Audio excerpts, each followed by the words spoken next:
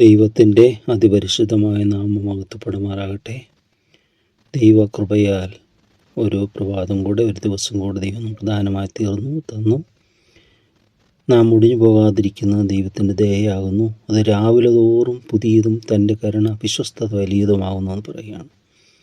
ഇന്ന് പുതിയ കൃപകൾ നമുക്ക് വേണ്ടി കരുതി വെക്കുന്ന നല്ല ദൈവം ഇന്ന് പുതിയ കൃപകളാം പുതിയ അനുഗ്രഹങ്ങളാലും നമ്മെ നിറയ്ക്കട്ടെ എന്ന് പ്രാർത്ഥിക്കുകയാണ്.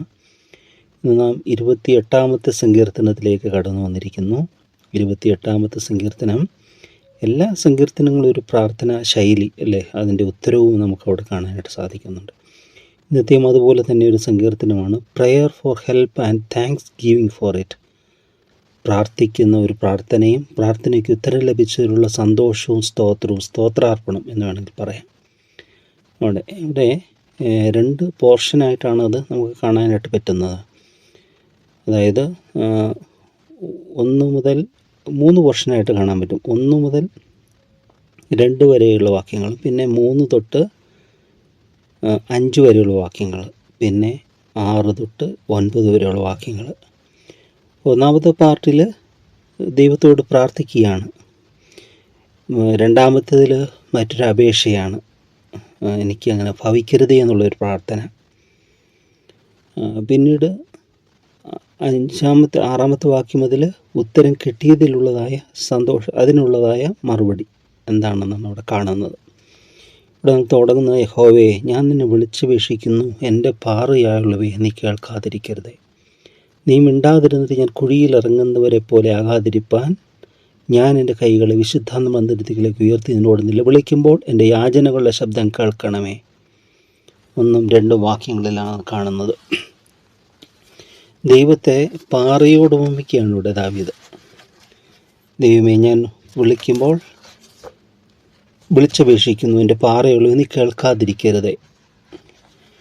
നീ മിണ്ടാതിരുന്നാൽ ഞാൻ കുഴിയിൽ ഇറങ്ങുന്നവരെ പോലെ ആകും. അങ്ങനെ ആകാതിരിപ്പാൻ ഞാൻ എൻ്റെ കൈകളെ വിശുദ്ധാന്തമന്ദിരത്തിലേക്ക് ഉയർത്തിനോട് നിലവിളിക്കുമ്പോൾ എൻ്റെ യാചനകളുടെ ശബ്ദം കേൾക്കണമേ. ഇവിടെ ഈ വളരെ മനോഹരമായ, നമുക്കെല്ലാം സുപരിചിതമായൊരു ഗീതമുണ്ട്. അതായത് പിളർന്ന ഒരു പാറയെ നിന്നിൽ ഞാൻ മറയട്ടെ എന്നുള്ളൊരു പാട്ടാണത്. അത് അഗസ്റ്റസ് ടോപ്ലേഡി എന്ന് പറയുന്ന ഒരു വ്യക്തി, ഒരു ദിവസം ഒരു വൈദികൻ, അദ്ദേഹം നടന്നു പോകുമ്പോൾ ഒരു വിജനമായ പ്രദേശത്തുകൂടെ കടന്നു പോകുമ്പോൾ ഒരു വലിയ കൊടുങ്കാറ്റോടെ കൊടുങ്കാറ്റ് വരികയാണ്. അപ്പോൾ അദ്ദേഹം ചുറ്റുപാട് നോക്കിയാണ്, ഒന്നും കാണുന്നില്ല, ഒരു പാറ മാത്രം കാണാം. എന്നാൽ അത് വെറും കൂർത്ത് നിൽക്കുന്ന പാറകളാണ്, ഇങ്ങനെ കുത്തിച്ചാരി വെച്ചിരിക്കുന്ന പോലെയുള്ള. അതിൽ ചുറ്റി വലം വെച്ച് നോക്കിയിട്ടും എവിടെ അത് മറഞ്ഞിരിക്കുന്നത് എങ്ങനെയാണ്? ആ പാറയിൽ നിന്ന് ഇപ്പോൾ ഉരുണ്ടിരിക്കുന്ന ചില പാറകളുണ്ട്, അതിൽ നമുക്ക് മറയാൻ പറ്റത്തില്ല. എന്നാൽ ഇദ്ദേഹം സൂക്ഷിച്ച് ചുറ്റി നടന്നപ്പോൾ അവരുടെ ഒരു വിള്ളൽ കണ്ടു, പാറയുടെ ഒരു വിള്ളൽ. ആ വിള്ളലിനകത്തേക്ക് ഇദ്ദേഹം കയറി നിൽക്കുക. അപ്പോൾ കൊടുങ്കാറ്റ് വന്നു, ഇദ്ദേഹത്തെ അഫക്റ്റ് ചെയ്യാതെ അത് മാറിപ്പോയി. അദ്ദേഹം അതിൽ രക്ഷപ്പെട്ടു. അദ്ദേഹം മടങ്ങി വന്ന് വീട്ടിലിരുന്നപ്പോൾ ഇതിങ്ങനെ ചിന്തയിൽ ഇങ്ങനെ വരികയാണ്.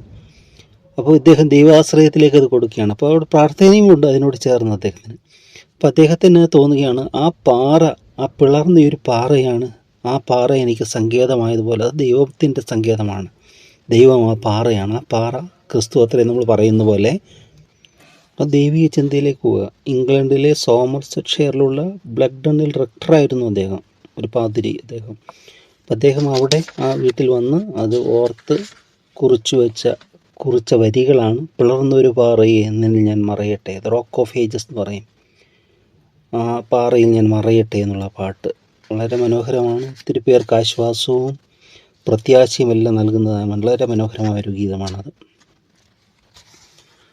ഇവിടെ പ്രാർത്ഥിക്കുകയാണ്, എന്നിട്ട് നീ മിണ്ടാതിരുന്നിട്ട്. ഇപ്പം ദൈവം പ്രാർത്ഥന കേൾക്കുന്നുണ്ട്, ഉത്തരം തരുന്നുള്ളതല്ല, കേൾക്കുന്നുണ്ടെന്നുള്ളതാണ് നമ്മുടെ ആശ്വാസം. ദൈവം എല്ലാം കേൾക്കുന്നു. The hearer of our prayers.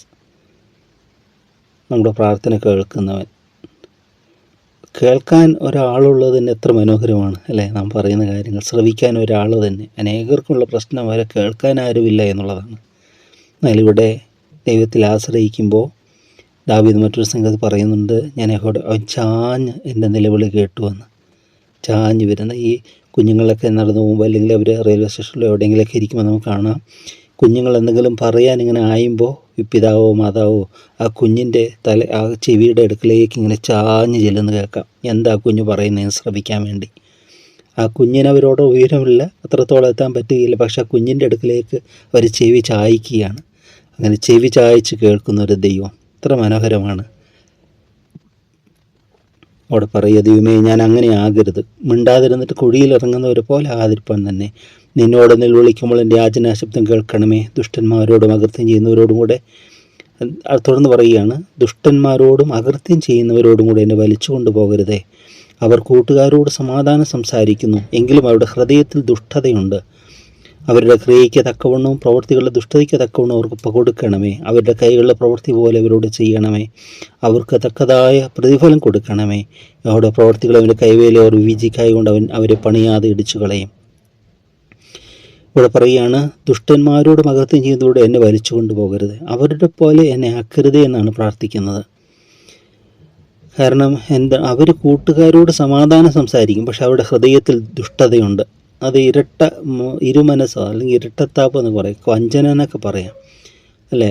സമാധാനം സംസാരിക്കും, പക്ഷെ അവരുടെ ഹൃദയത്തിൽ എപ്പോഴും ഇങ്ങനെ ദുഷ്ടതയാണ്. ഒരു വ്യക്തിയെ കാണുമ്പോൾ അതിന്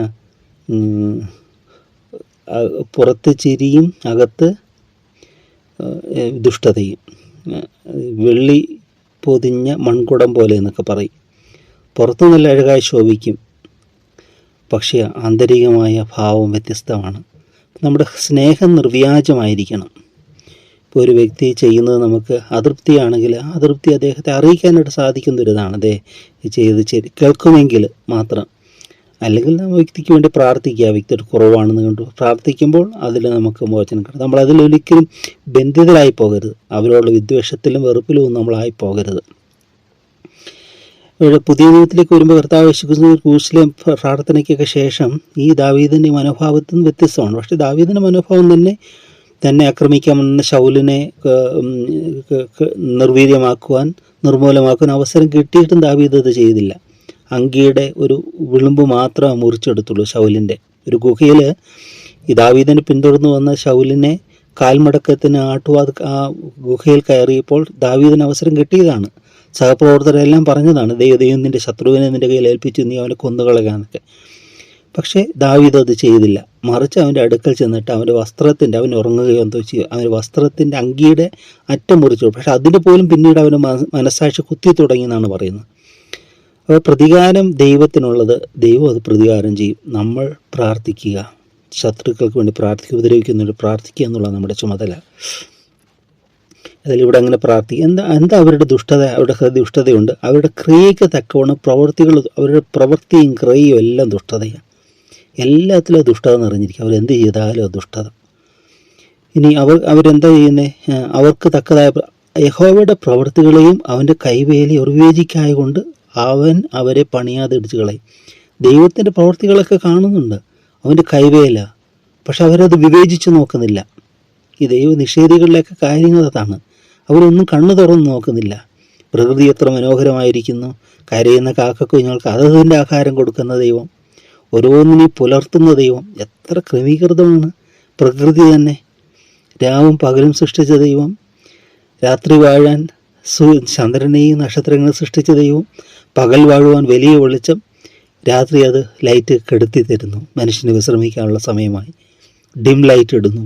ചില സമയം അത് കൂടുതൽ ചന്ദ്രൻ്റെ ശോഭ കുറഞ്ഞു വരുന്നു. എത്ര മനോഹരമാണ് ഓരോന്നും. ആ ചന്ദ്രൻ്റെ ഇതിനനുസരിച്ച് വേലിയേറ്റവും വേലിയിറക്കവും. എത്ര മനോഹരമായിട്ടാണ് ദൈവം പ്രപഞ്ചത്തിൽ ഓരോന്ന് നിയമങ്ങളെല്ലാം ഇത് വെറുതെ ഉണ്ടായി, കുരങ്ങിൽ നിന്നുണ്ടായി എന്നൊക്കെ പറയുന്നത് എത്ര ഫൂളിഷ്നെസ്സാണ്. അവൻ അതാണ് പറയുന്നത്, മൂടൻ. പിന്നെ അവൻ്റെ കൈകളിലെ പ്രവർത്തിയും വിവേചിക്കണം. അവൻ്റെ കൈവേല ഡിസേൺ. ഇത് ഓരോന്നും ശ്രദ്ധിച്ച് നോക്കിയാൽ അവന് മനസ്സിലാകും ഇതിൻ്റെ പിന്നിൽ ഒരു ദൈവമുണ്ടെന്ന്. ഒരു നാമ്പെടുത്ത് നോക്കുക, അളന്ന് തൂക്കി വരച്ചു വെച്ചിരിക്കുക. ഒരു ഇല എടുത്ത് നോക്കുക, അതിൻ്റെ സ്റ്റെം അല്ലെങ്കിൽ അതിലേക്ക് ഡിസ്റ്റൻസ് നോക്കുക. എത്ര മനോഹരമാണ്. നമ്മുടെ ശരീര അവയവങ്ങളെ ക്രമീകരണം എത്ര മനോഹരമാണ് അല്ലേ. ഓരോന്നും അത് അതിൻ്റെ ഇത് വരുമ്പോഴത്തേക്കും അത് അപാകതയായിട്ട് മാറുകയാണ്. എന്നാൽ ആ പെർഫെക്ഷനിൽ ദൈവം സൃഷ്ടിച്ചിരിക്കുന്ന ഓരോന്നും ഉണ്ട്. അപ്പോൾ അത് എത്ര ശ്രേഷ്ഠമായിട്ടാണ് ദൈവം വെച്ചിരിക്കുന്നത്. ഓരോ ക്രമങ്ങളും നമ്മൾ ഒന്നും അറിയാതിരുന്നപ്പോഴും നമ്മുടെ ശരീരം അതിൻ്റെ ക്രിയകൾ നടത്തിക്കൊണ്ടിരുന്നില്ലേ? ശുദ്ധീകരണ പ്രവർത്തനവും പമ്പിങ്, ബ്ലഡ് സർക്കുലേഷൻ എല്ലാം അത് നടത്തിക്കൊണ്ട് നമ്മൾ അറിയുന്നതിന് മുമ്പ് തന്നെ നമ്മളത് വിവേചിക്കണം. നമ്മൾക്ക് തിരിച്ചറിവാകും തോറും ഓരോന്ന് വിവേചിച്ചറിയണം. എന്നിട്ട് ദൈവത്തിൻ്റെ കരവിരുതിനെ വാഴ്ത്തണം, ദൈവത്തെ സ്തുതിക്കണം. ഇവിടെ പറയുകയാണ്, യഹോവയുടെ പ്രവർത്തികൾ അവൻ്റെ കൈവേലയും അവർ വിവേചിക്കായതുകൊണ്ട് അവനവരെ പണിയാതെ ഇടിച്ചു കളയും. അവർ ശ്രദ്ധിക്കുന്നില്ല എന്നുള്ളതാണ്. ദൈവം എപ്പോഴും സന്നദ്ധനാണ്, പക്ഷെ അവർ ശ്രദ്ധിക്കുന്നില്ല. അടുത്തത് സ്തോത്രമാണ്, സ്തോത്രഗീതമാണ്. 6-ാമത്തെ വാക്യം, യഹോവ വാഴ്ത്തപ്പെട്ടവനാകട്ടെ, അവൻ എൻ്റെ യാചനകളുടെ ശബ്ദം കേട്ടിരിക്കുന്നു. കണ്ടോ, കേട്ടു. ആദ്യം കേൾക്കണമേ എന്ന് പ്രാർത്ഥിച്ചു, ഇവിടെ അപ്പോൾ ഉത്തരം കിട്ടുക, കേട്ടു. എന്താ? ഭാരം നീങ്ങിപ്പോകുന്നു. നമ്മുടെ പ്രാർത്ഥന കേട്ടു എന്നുള്ളതിൻ്റെ തെളിവ് നമുക്ക് ആ കാര്യത്തെക്കുറിച്ചുള്ള ഭാരം നീങ്ങിപ്പോവുക, ബേർഡൻ അങ്ങോട്ട് മാറിപ്പോവുക. ഒരു കാര്യം നമ്മൾക്ക് ഏൽപ്പിച്ചു, അതങ്ങോട്ട് കൊടുത്തു, കൈമാറ്റം ചെയ്യുകയാണ്. കൈമാറ്റം ചെയ്താൽ പിന്നെ നമ്മുടെ കയ്യിലില്ല. ഒരു കല്ലെടുക്കുന്നു, അത് വേറൊരു വ്യക്തി, ഒരു വസ്തു നമ്മുടെ കയ്യിൽ തരുന്നു, അത് വേറൊരു വ്യക്തിക്കിലേക്ക് കൊടുക്കുന്നു. കൊടുത്തു കഴിയുമ്പോൾ നമ്മുടെ കയ്യിൽ അതില്ലല്ലോ എന്ന് പറഞ്ഞതുപോലെ നമ്മൾ പ്രാർത്ഥനയിൽ, യാചനകൾ, അപേക്ഷകളിൽ, നമ്മുടെ അപേക്ഷകളിൽ അർപ്പിച്ചു കഴിയുമ്പോൾ ആ ഭാരം നമ്മളിലില്ല. നമ്മൾ സ്വതന്ത്രരായി. അതാണ് ഉത്തരം കിട്ടിയതിൻ്റെ തെളിവ്. ഉത്തരം എന്താണെന്ന് അറിയത്തില്ല, പക്ഷേ യാചനാശബ്ദം കേട്ടു ദൈവം. അതവിടെ പറയുന്നത്, അവൻ എൻ്റെ യാചനകളുടെ ശബ്ദം കേട്ടിരിക്കുന്നു. യഹോവ എൻ്റെ ബലവും എൻ്റെ പരിചയമാകുന്നു. എൻ്റെ ഹൃദയം അവങ്കിൽ ആശ്രയിച്ചു, എനിക്ക് സഹായം ലഭിച്ചു. കണ്ടോ, ആ ഉറപ്പോടുകൂടി പറയുക, യഹോവ എൻ്റെ ബലമാണ്, എൻ്റെ പരിചയമാണ്, എൻ്റെ ഹൃദയം അവങ്കിൽ ആശ്രയിച്ചു, എനിക്ക് സഹായം ലഭിച്ചു. അതുകൊണ്ട് എൻ്റെ ഹൃദയം ഉല്ലസിക്കുന്നു, പാട്ടോടെ ഞാനും എന്നെ സ്തുതിക്കുന്നു. വലിയൊരു കപ്പൽ അപകടത്തിൽപ്പെട്ട് തകർന്നു പോയൊരു കപ്പൽ. എന്നാൽ അതിനകത്ത് ഒത്തിരി പേര് രക്ഷാബോട്ടുകളിലേക്ക് രക്ഷപ്പെട്ടു. കുറേ പേർക്ക് അപായമൊക്കെ സംഭവിച്ചു.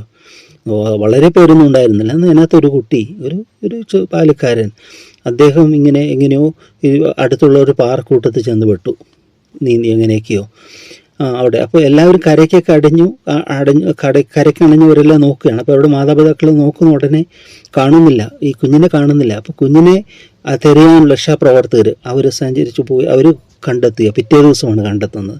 ഒരു രാത്രി മുഴുവനും അവർ ആ വലിയ വേദനയിൽ അവർ കഴിച്ചു കൂട്ടി.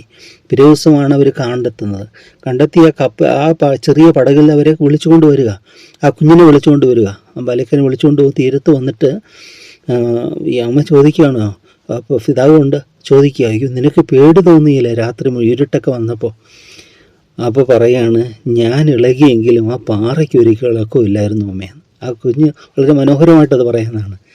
ഞാൻ കയറി ചെയ്ത ആ പാറ അതിനൊരു ഇളക്കമില്ല, നല്ല സ്ട്രോങ് ആയിരുന്നു, അതുകൊണ്ട് എനിക്ക് പേടിക്കാൻ, ഞാനതിലങ്ങനെ ഇരുന്നു പ്രാർത്ഥിച്ചൊക്കെ. ഇതാണ് പാറ എന്ന് പറയുന്നത്. നമ്മളറിയാലും ഇളകാത്തവൻ അവൻ സർവശക്തനാണ്. ഇവിടെ പറയുകയാണ്, അതുകൊണ്ട് എൻ്റെ ഹൃദയം ഉല്ലസിക്കുന്നു, ഞാൻ പാട്ടോടെ അവനെ സ്തുതിക്കുന്നു.